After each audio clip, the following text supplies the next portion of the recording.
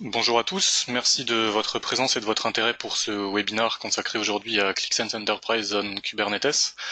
On va parler de ce nouveau mode de déploiement et on va voir comment profiter de ces nouveaux modes de déploiement multi-cloud pour externaliser la consommation des applications sur une architecture cloud et donc une architecture qui est flexible et scalable. Je me présente, je suis Thibaut Schmittlin, donc je suis consultant architecture Click chez Isineo. Et le webinaire actuel, la démo que je vais faire sera sur une version de Click qui est la version September 2019, donc celle qui est sortie il y a 2 semaines. Donc voici le plan de notre webinaire. Alors pour info, tous les micros sont coupés actuellement, ils seront réactivés à la fin du webinaire si vous avez des questions. D'ici là, si vous avez des questions, n'hésitez pas à les poser dans le chat, j'y répondrai également à la fin de la présentation. On en a pour à peu près 40-45 minutes je dirais, le temps de vous présenter tout ça et de faire la démo.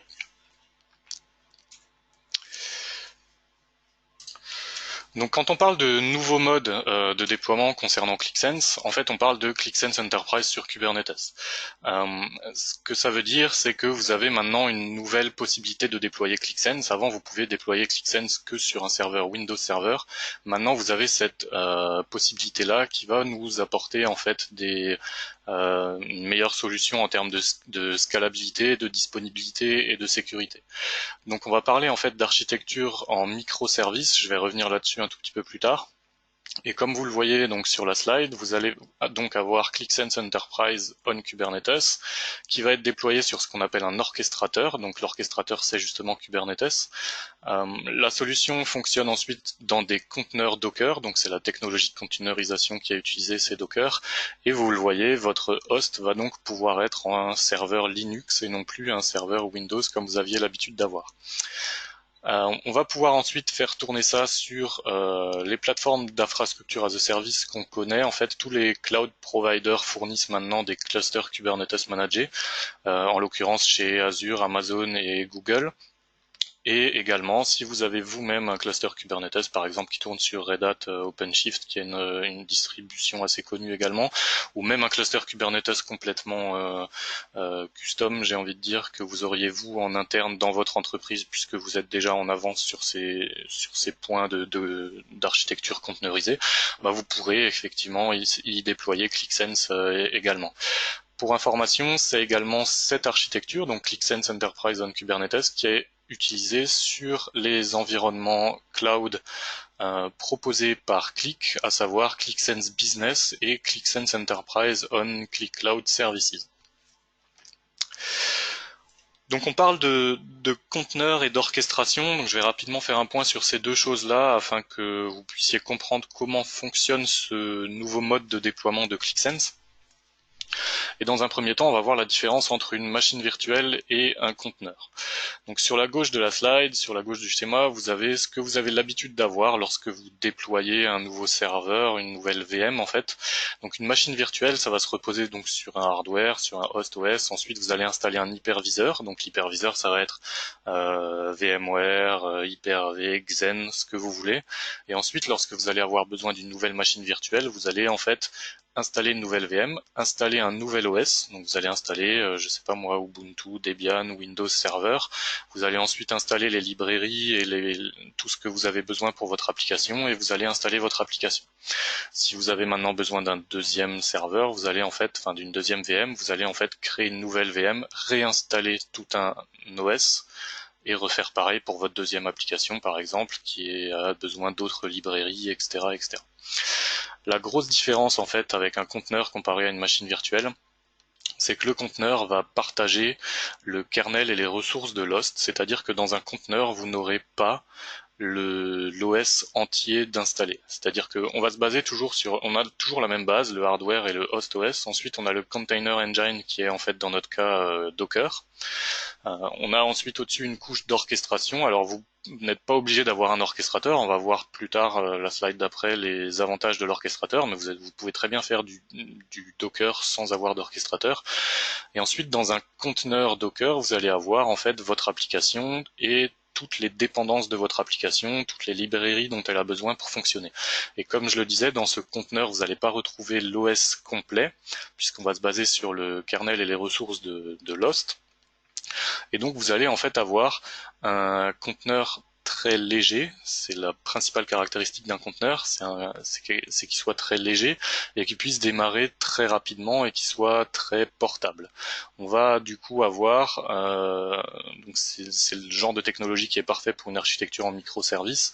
Ce qu'on appelle architecture en microservices, ça va être de découper un conteneur Docker par service applicatif, c'est-à-dire que si par exemple vous avez un site web avec un serveur web et une base de données, vous aurez un conteneur pour la partie serveur web et un conteneur pour la partie base de données. C'est ça ce qu'on appelle l'architecture en microservices. Et on va pouvoir, avec ce mode de fonctionnement, avoir une meilleure utilisation des ressources du système et faciliter tout ce qui est packaging et déploiement d'applications. Donc pour parler un peu de Kubernetes, donc Kubernetes c'est notre orchestrateur de conteneurs Docker. Donc c'est l'orchestrateur le plus utilisé en fait sur le marché, c'est celui qui est développé par Google. Et qu'est-ce que c'est un orchestrateur? Ça va être le cerveau d'une architecture en microservices. En fait c'est lui qui va gérer tous les conteneurs Docker qui sont démarrés et qui servent à faire fonctionner votre application. L'orchestrateur en fait va s'assurer du maintien en opération des conteneurs qui sont déployés sur le cluster. C'est-à-dire que à tout moment, il va vérifier si l'état actuel du cluster est bien l'état désiré. C'est-à-dire que si vous lui avez dit que votre application fonctionne avec un conteneur web et un conteneur base de données et qu'à un instant T, il s'aperçoit que le conteneur web, par exemple, est complètement planté, l'orchestrateur va automatiquement prendre les mesures nécessaires pour redémarrer ce conteneur et faire en sorte que votre application revienne à un état désiré. Vous avez en fait, via ce mode de fonctionnement, des gros mécanismes de haute disponibilité qui peuvent être mis en place, puisque du coup, sans action manuelle, l'orchestrateur va être automatiquement capable de réparer une application défaillante, parce qu'il y aurait des conteneurs qui sont défaillants, par exemple, qui auraient crashé ou autre. Et ce que vous allez également pouvoir faire avec l'orchestrateur, c'est bénéficier des fonctionnalités de scaling avancées et surtout sur des plateformes cloud. C'est-à-dire que d'une part, l'orchestrateur va être capable, en fonction de la charge sur votre application, de démarrer des nouveaux conteneurs qui vont pouvoir être capables de justement prendre en compte cette forte demande sur l'applicatif. Et également sur les plateformes cloud de type Azure, AWS et Google Cloud Platform, si vos nœuds sur lesquels tournent les conteneurs se voient saturés en RAM ou en CPU, vous allez pouvoir en fait automatiquement, sans aucune action manuelle, ajouter un nouveau nœud à votre cluster Kubernetes pour que par la suite des conteneurs puissent être dispatchés sur ce nœud-là et mieux répartir la charge en fait de votre serveur. Donc voilà pour ce qui est de Docker et Kubernetes très rapidement, puisque le but c'est pas de rentrer dans le détail. Et maintenant on va voir du coup, maintenant que vous avez un peu compris cette partie conteneurisation et cette partie orchestration avec Kubernetes, on va voir vraiment l'architecture de ClickSense Enterprise sur Kubernetes, comment ça se passe. Donc vous avez toujours deux composants principaux avec lesquels vous allez interagir, on va dire, qui sont le hub et la management console. Donc le hub qui est le portail d'application de ClickSense et la management console qui est la console d'administration de ClickSense. C'est ce que vous avez l'habitude d'avoir sur ClickSense si vous utilisez déjà ClickSense sur Windows. Par contre, les deux sont différents. La partie hub est beaucoup plus orientée travail collaboratif, on va y revenir tout à l'heure, et la QMC, donc la Management Console, est beaucoup plus light que sur une installation ClickSense Windows. Pareil, je reviendrai là-dessus un tout petit peu plus tard. Et ensuite, vous avez, on va dire, 5 groupes de conteneurs qui sont démarrés en fait sur Kubernetes. On va avoir en tout une 60aine de conteneurs. Donc quand on parle d'architecture en microservices, c'est pour ça qu'on va avoir en fait beaucoup de conteneurs qui sont démarrés, puisque chaque conteneur va avoir un rôle précis dans l'application. Et donc on va avoir des conteneurs qu'on peut regrouper du coup sur 5 catégories. On va avoir des conteneurs clients qui vont assurer le fonctionnement du hub, la gestion des utilisateurs et des licences. On va avoir le conteneur Engine qui va être lui le moteur associatif in-memory de Click.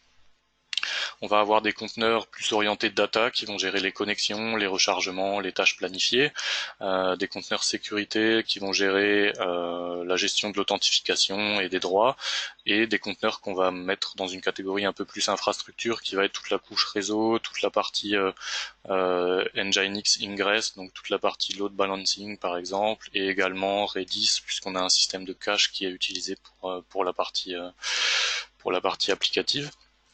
Et également, on va avoir deux composants importants qui sont la base de données. Donc on a une base de données MongoDB pour faire tourner ClickSense Enterprise sur Kubernetes.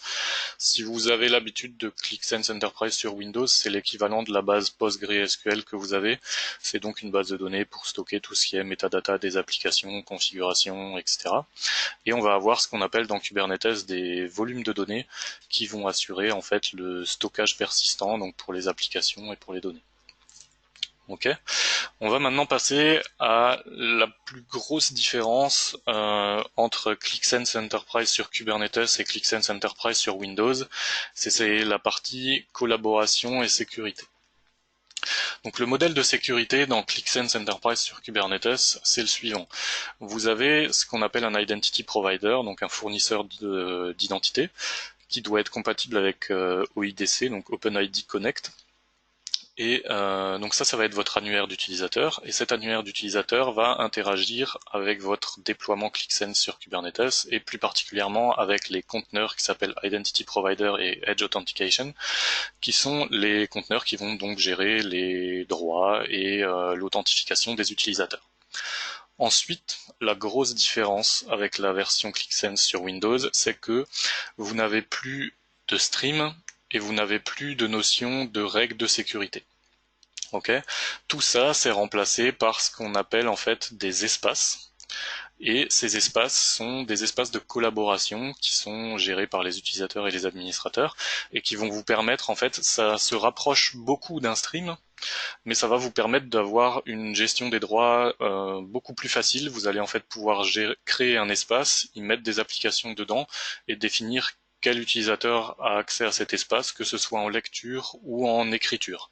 La principal avantage de ça déjà, c'est que vous allez pouvoir par exemple donner accès en écriture à une même application à plusieurs personnes, ce que vous pouviez pas faire en fait sur ClickSense sur la version Windows, puisque sur la version Windows, si vous avez deux développeurs qui développent sur la même application, ils sont tous les deux obligés de dupliquer l'application, de la récupérer dans l'espace de travail, de faire les modifications, puis de republier, etc. Toute cette partie-là, vous l'avez plus, c'est extrêmement facilité puisque le hub de ClickSense Enterprise sur Kubernetes est vraiment orienté collaboration. Et je vais vous faire la démo tout à l'heure, donc on reviendra là-dessus.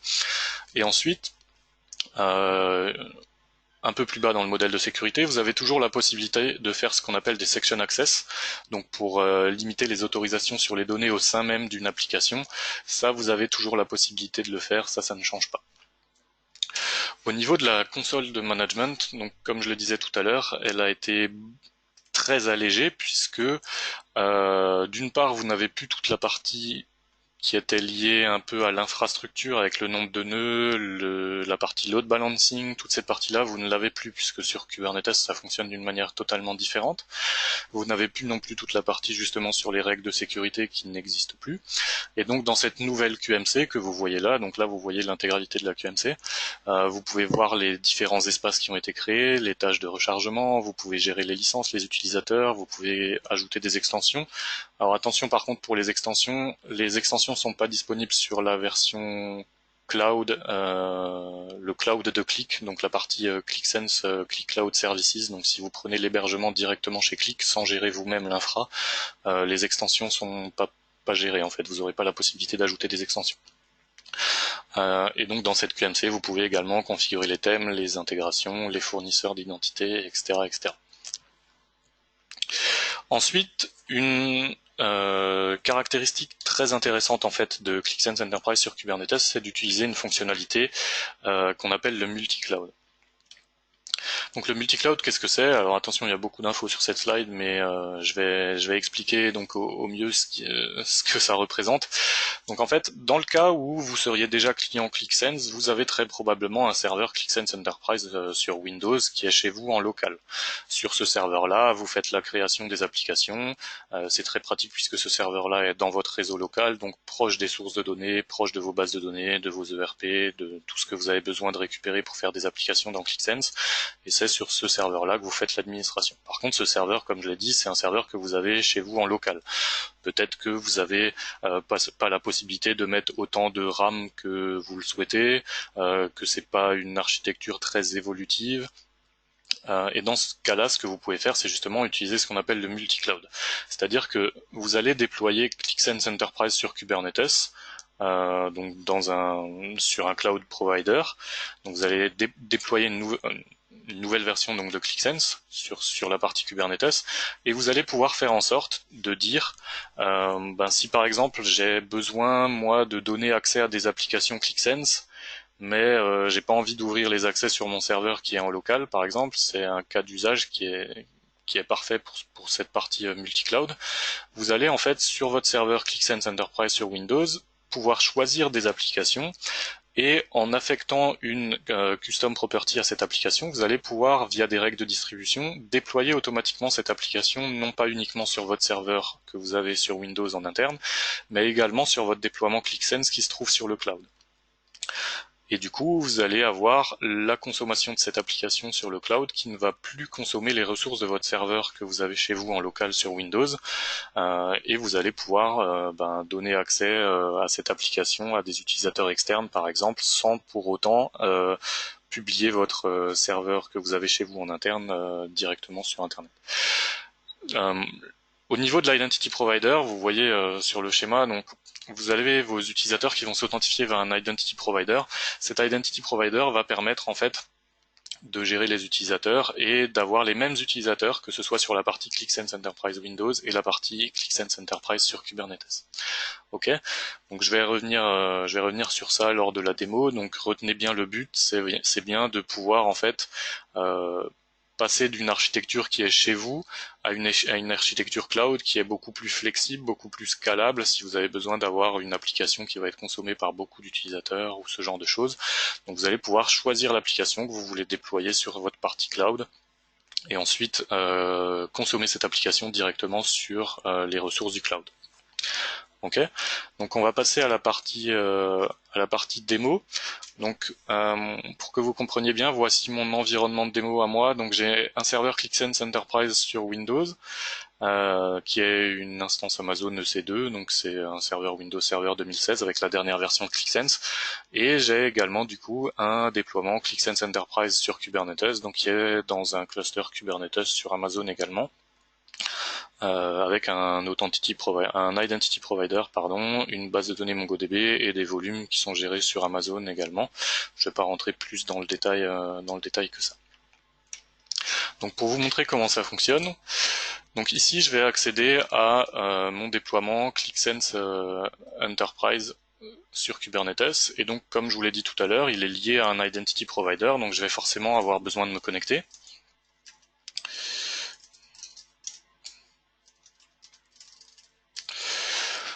Et donc une fois que je me connecte, je vais tomber sur donc le hub, qui est le hub de ClickSense sur la version Kubernetes. Donc vous voyez qu'il est bien différent de ce que vous avez l'habitude d'avoir, puisque comme je vous le disais tout à l'heure, vous n'avez plus la notion de stream, donc toute la partie que vous aviez sur la gauche avec les différents streams, vous ne l'avez plus. Donc histoire de s'y retrouver un peu plus facilement, on va juste cacher ça. Et donc vous avez vos contenus qui sont les applications sur lesquelles vous êtes en train de travailler, qui est l'équivalent en fait de votre espace Mon Travail sur ClickSense Windows, et vous avez sur cette page d'accueil les différents raccourcis. Donc si vous voulez mettre une application en raccourci, vous avez simplement à cliquer sur la petite étoile des applications et vous pouvez du coup les retrouver de manière plus facile. Ensuite, si on va dans la partie explorer, vous pouvez retrouver en fait par exemple là sur cette page vous avez toutes les applications qui se trouvent sur le serveur ClickSense. Vous avez également votre espace personnel, donc là vous retrouvez les applications que je voyais tout à l'heure sur la page d'accueil. Et vous avez ici la notion dont je parlais tout à l'heure, la notion d'espace collaboratif pour les applications. Je vais y revenir juste après. Ce qu'on va faire dans un premier temps, c'est que je vais créer une nouvelle application. Ok, je vais l'appeler démo. Et on va la mettre du coup dans, je vais pas la mettre dans mon espace personnel, je vais la mettre dans l'espace qui va être mon espace de développement. Ok, donc je vais créer cette application. On va ouvrir cette appli. Et à partir du moment où vous ouvrez l'application, vous allez vous retrouver dans ce que vous avez l'habitude d'avoir. Si vous faites des applications sur ClickSense sur la partie Windows, là vous allez retrouver exactement la même chose que ce que vous avez l'habitude d'avoir avec la même partie script. Vous pouvez ici créer vos connexions vers des sources de données. Vous avez différents connecteurs. Moi, dans mon cas, je vais par exemple utiliser un connecteur qui est ici et qui me permet de me connecter à une base SQL Server. Donc, je vais simplement sélectionner quelques informations. Le but, c'est juste de faire une application très rapide. Je vais charger les données de cette application. Voilà, donc toute cette partie-là, comme dit, c'est une partie avec laquelle vous devez être familier si vous avez ClickSense, si vous utilisez déjà ClickSense dans une des dernières versions. Et donc une fois que j'ai chargé mes données, donc je me retrouve dans la partie analyse et c'est là où je vais pouvoir créer les visualisations de mon application. Alors moi, comme j'ai pas vraiment envie de passer de temps à créer des visualisations puisque je veux aller assez vite, je vais utiliser ce qu'on appelle, vous avez vu en haut à droite, je suis allé dans Information, en anglais c'est la partie Insight. Cette partie-là c'est la partie en fait où vous allez avoir ClickSense qui va analyser les données que vous avez fournies pour cette application et qui va automatiquement vous proposer en fait des graphiques et des visualisations que lui il juge pertinents en fait. En fonction de ça, vous allez pouvoir par exemple ensuite lui dire si oui ou non tel et tel graphique est pertinent et il va pouvoir apprendre en fait de ce que vous allez lui dire. Donc moi c'est simplement pour aller plus vite. Là vous voyez par exemple qu'il m'a généré quelques graphiques, donc je vais simplement les ajouter à la feuille. Je vais prendre les 3 premiers. Et voilà, donc là je me retrouve avec mon application ClickSense. Si je vais dans la partie éditer, vous voyez que je retrouve en fait tout ce que vous avez l'habitude d'avoir. Si vous avez déjà ClickSense, comme dit sur la partie Windows, à partir du moment où vous êtes dans une application, vous aurez le même fonctionnement, exactement le même fonctionnement avec les visualisations, la possibilité d'ajouter des extensions, etc., etc. Ok. Donc maintenant que j'ai créé cette application, je vais revenir sur le hub. Et je vais parler un peu justement de cet espace collaboratif. Donc j'ai mis mon application dans développement ici. Et ce que je vous disais tout à l'heure, c'est que ces espaces sont des espaces collaboratifs et donc vous pouvez gérer les membres et les droits des utilisateurs sur ces espaces. Et donc là, vous pouvez voir par exemple que moi je suis bien le propriétaire de cet espace et que j'ai un autre utilisateur qui a accès en écriture et un autre utilisateur qui a accès en lecture. Et ici, je peux ajouter mes différents utilisateurs et leur attribuer les droits qui vont bien. Donc en fait, vous voyez que une même application, je peux en fait avoir plusieurs utilisateurs qui ont le droit d'écriture sur cette application. J'ai plus besoin de m'embêter avec de la duplication, etc., etc. Ok, donc ça c'est une partie très intéressante donc de cet espace collaboratif sur ClickSense Enterprise sur Kubernetes. Ensuite, sur une application, vous avez plusieurs options. Donc vous pouvez par exemple recharger l'application. Je peux lancer un rechargement ici. Je peux également planifier un rechargement, ce que vous aviez l'habitude de faire avec les tâches en fait dans ClickSense sur Windows. Donc vous pouvez le faire ici de manière très simple. On peut également regarder par exemple les détails d'une application. Vous voyez notamment les rechargements. Donc ça c'est le rechargement d'ailleurs que je viens d'effectuer. Vous pouvez avoir les logs de rechargement si besoin, si jamais il y a eu un souci sur le rechargement en question. Et vous pouvez exporter l'application avec ou sans les données comme vous avez l'habitude de le faire. Vous pouvez également dupliquer l'application, vous avez toujours cette option-là. Et ce qu'on va faire maintenant, c'est qu'on va dire que cette application, elle est dans mon espace, donc dans un espace collaboratif qui s'appelle développement. On va dire que le développement sur cette application est terminé et que j'aimerais du coup passer cette application dans mon espace qui est mon espace de recettes ici. C'est fait assez facilement, donc on va simplement éditer l'application et la seule chose que je vais dire, c'est que je vais lui dire que maintenant elle se retrouve dans l'espace de recettes et non plus de développement, et je vais enregistrer cette partie.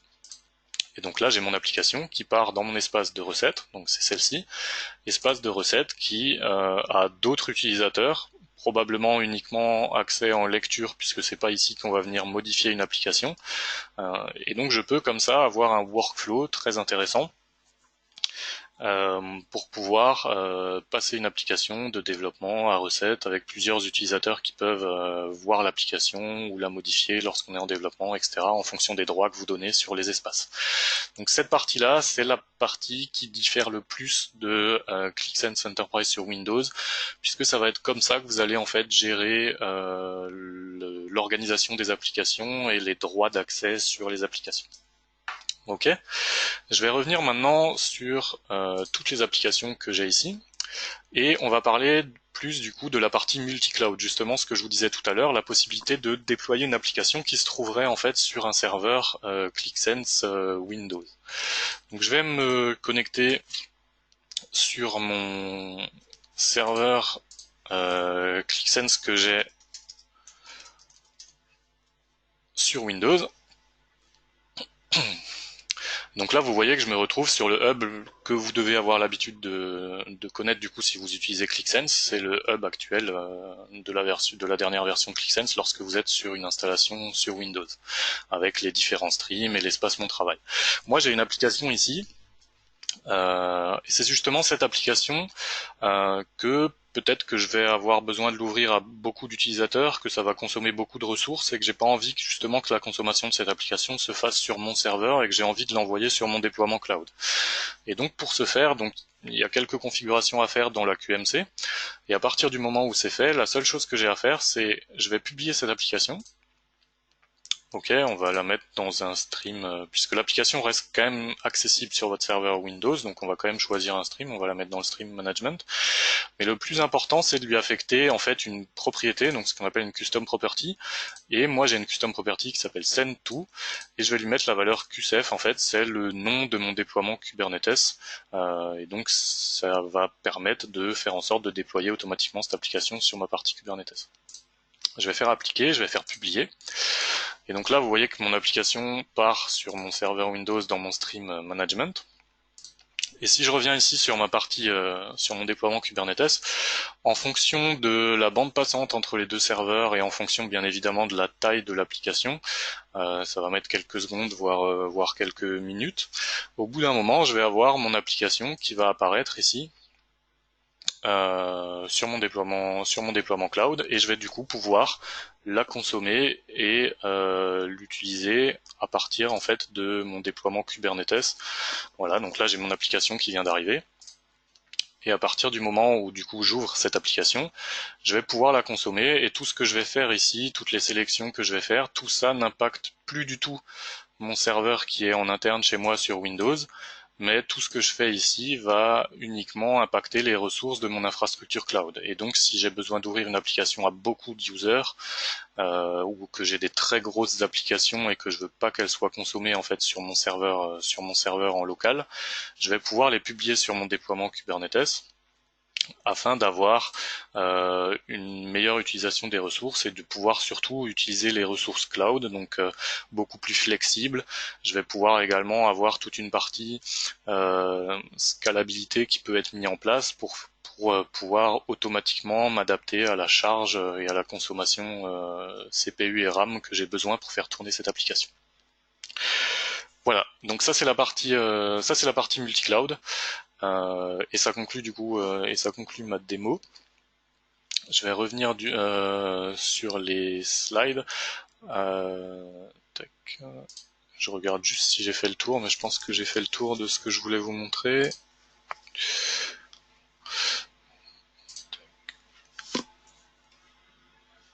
Ouais, on a fait le tour de ce que je voulais vous montrer. Alors sur cette application-là, comme c'est une application qui vient de mon serveur Windows, vous voyez que j'ai beaucoup moins d'options. En fait, je peux faire justement que de la consommation ici. Je vais pas pouvoir l'éditer ou ajouter des visualisations ou ce genre de choses. Lorsque vous utilisez le multi-cloud et que l'application vient d'un serveur Windows, vous pouvez faire sur votre déploiement Kubernetes uniquement de la consommation. Ok.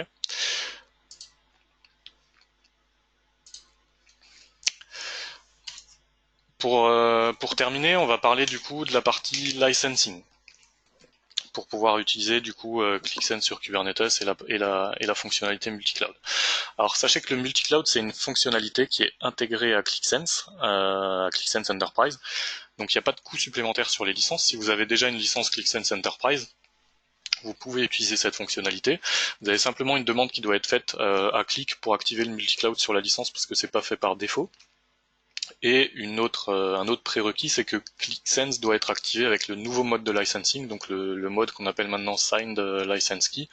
Vous avez plus le numéro de licence et le control number avec la LEF, mais vous passez par une Signed License Key. Et vos deux environnements, donc l'environnement que vous allez avoir sur ClickSense Windows et l'environnement sur ClickSense Kubernetes, va être activé en fait avec la même licence. Ça veut dire que vous allez avoir les mêmes utilisateurs sur la plateforme cloud et la plateforme que vous auriez chez vous en local. Et donc c'est cette signed license key et ce nouveau mode de licensing qui va permettre en fait de s'assurer que vous utilisez bien les mêmes utilisateurs d'un côté et de l'autre. Okay. Ensuite par contre les coûts supplémentaires que vous allez avoir, ça va être des coûts forcément liés à la plateforme Kubernetes, donc ces coûts là sont à prendre en compte. Et ça dépend en fait du cloud provider chez qui vous allez aller en fonction de si vous partez chez Azure, AWS. Pour information, toute la démo que moi je fais, comme je l'ai dit, c'est sur du AWS. Et donc vous avez la plateforme Kubernetes qui est à prendre en compte avec le nombre de nœuds que vous allez devoir mettre en fonction de la volumétrie des applications, etc. Ensuite, dernier point sur ClickSense Enterprise on Click Cloud Services. Donc, c'est le cloud en fait de Click, c'est-à-dire que à partir du moment où vous avez des licences ClickSense Enterprise en souscription, vous avez accès en fait à ce cloud de Click. Et c'est du coup, vous n'avez aucune infrastructure à gérer, vous n'avez rien à déployer. C'est Click qui va vous ouvrir un espace dans lequel vous aurez accès au même hub que je vous ai montré. Pour pouvoir du coup, alors ça fonctionne bien lorsque vous avez pas non plus des besoins énormes, c'est-à-dire que vous avez de nombreuses limitations comparé à un déploiement ClickSense Enterprise sur Kubernetes que vous feriez vous-même, puisque vous avez, comme je l'ai dit tout à l'heure, par exemple, vous pouvez pas installer d'extension, vous pouvez pas non plus. Si maintenant, par exemple, sur ClickSense Enterprise sur Kubernetes, vous voulez développer des applications qui vont quand même chercher des données qui sont dans une base de données que vous avez en interne. Si vous déployez ça sur un cloud provider, vous avez la possibilité de monter un VPN entre votre infrastructure Kubernetes et votre infrastructure locale pour pouvoir quand même aller taper vos bases de données. Sur la partie Click Cloud Services, vous n'avez pas cette possibilité-là, vous avez des limitations en termes de volumétrie des applications, etc., etc. Donc voilà, sachez juste que si vous avez des licences en souscription, vous avez accès à ce service Click Cloud Services, qui est le SaaS de Click, mais par contre vous allez avoir de nombreuses limitations comparé à un déploiement que vous auriez fait vous-même. Voilà. J'en arrive du coup à la fin de ce webinar. Je vais regarder si j'ai eu des questions dans le chat. Alors je vais déjà réactiver les micros histoire que tout le monde puisse parler si jamais vous avez envie. Alors oui, il y a des questions dans le chat. Alors juste Ok, alors la première question c'est comment sont gérés les rechargements d'applications dans le mode multi-cloud. Alors c'est-à-dire que si vous avez votre application sur votre serveur ClickSense Windows et que vous la déployez sur votre déploiement Kubernetes, les rechargements sont toujours gérés par le serveur Windows et en fait à chaque fois qu'il va recharger l'application, automatiquement il va ensuite la repusher sur le déploiement Kubernetes. Donc vous allez toujours avoir sur Kubernetes un état à jour de l'application avec peut-être 1 ou 2 minutes de décalage en fonction du temps qu'il met pour distribuer l'application, mais les rechargements dans ce mode-là sont toujours gérés par le serveur Windows. Ensuite, on me demande est-il possible de créer des applications sur Kubernetes qui vont chercher des données directement dans des bases internes. Donc oui, c'est ce que je disais juste avant. En fait, vous pouvez, si vous déployez vous-même la partie ClickSense Enterprise sur Kubernetes, vous pouvez créer en fait un tunnel VPN entre votre déploiement Kubernetes qui est chez votre cloud provider et votre infrastructure en local.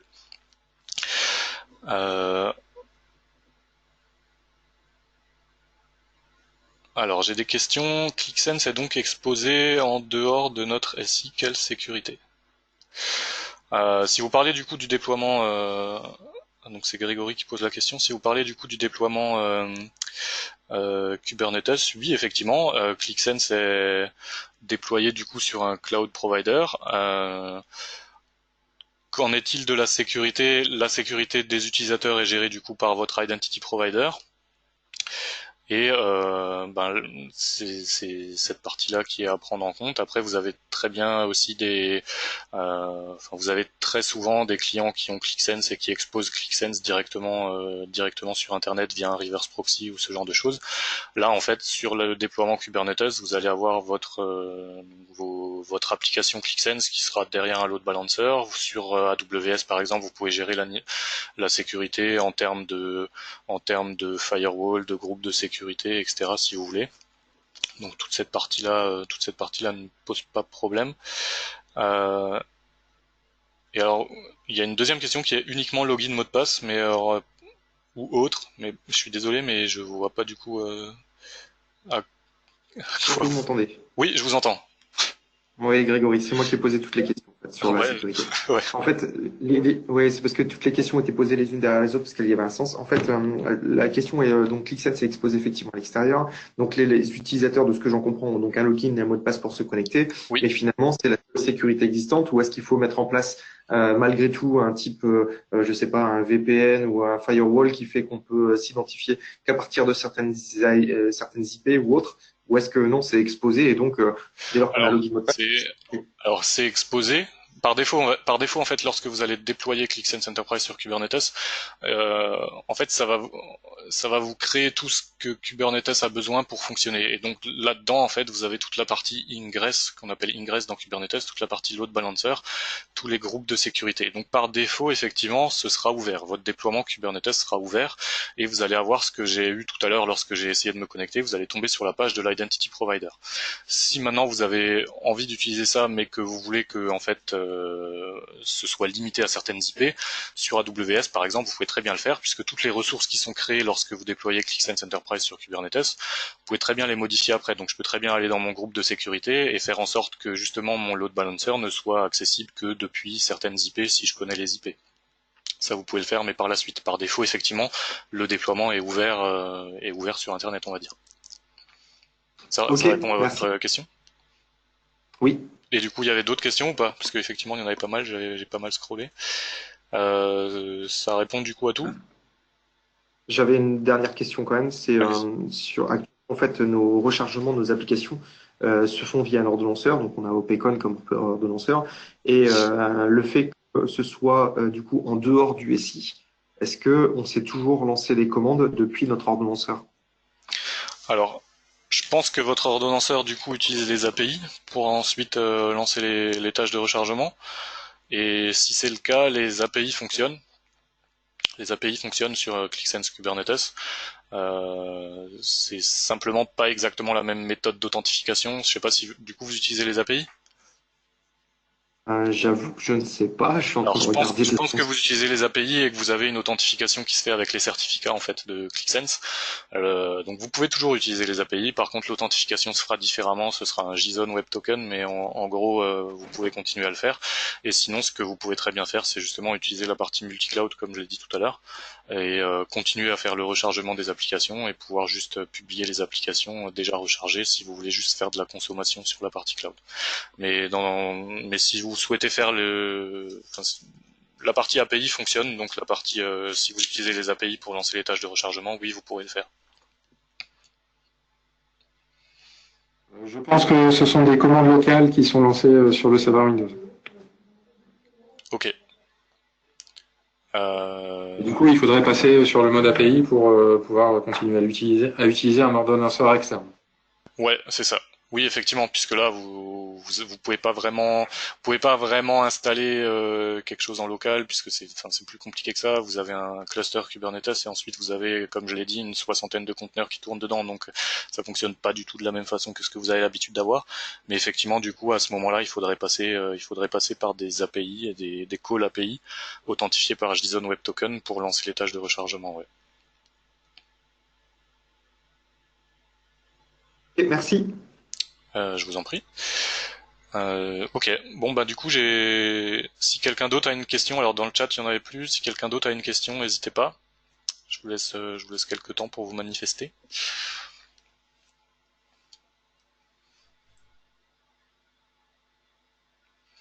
Non, visiblement on est bon.